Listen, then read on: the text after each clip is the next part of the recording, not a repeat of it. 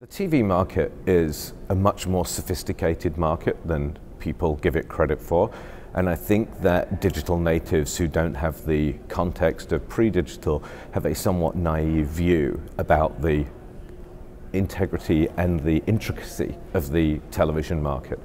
There are people operating in the television market both on the buy side of it and on the sell side of it that have had a mission for years now to take all the data that's available, apply it to all the inventory that's available, and apply it as close to the time that a decision has to be made as possible.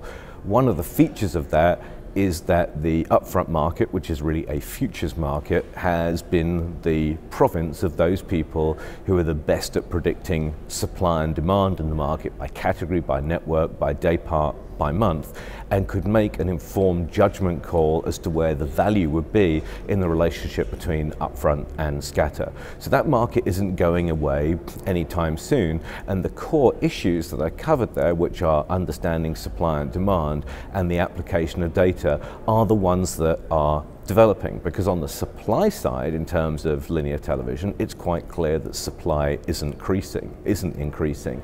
And so what becomes key to that is to delineate what actually matters to you, because the linear television market still absolutely dominates any single individual television event or spot, if you like, that achieves one rating or more. There's none of that anywhere else in the video landscape.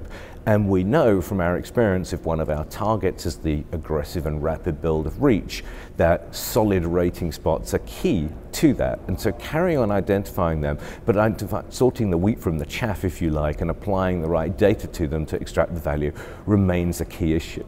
When we look forward to automation, the bit of automation that we're most interested in is addressability. We think that the dividend of addressability, about being able to reach the right people at the right time in the right place to offer the usual cliche on that subject, is rapidly becoming a reality. We've created a unit within GroupM called Modi Media, and what Modi Media is able to do is to really effectively drive return on investment for advertisers, not by buying the network, not by buying remnant inventory, but by really deploying the data and using all the addressable channels. And I think we're leading in that space. That's not the same thing as the programmatic delivery of television. And in terms of the programmatic delivery of linear television now, the technology really doesn't exist in any way that is scaled. And so the market that most of our advertisers are most concerned with has not been programmatically impacted so far. And so our focus is looking on the inventory that we want and maximizing the data applied to it.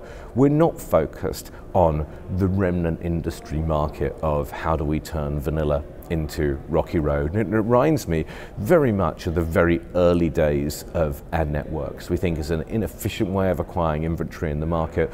We think it's an inefficient way of monetizing the inventory in the market for both the sellers of that inventory and an efficient way of driving effect in the market for advertisers. So that's not the market we're playing in.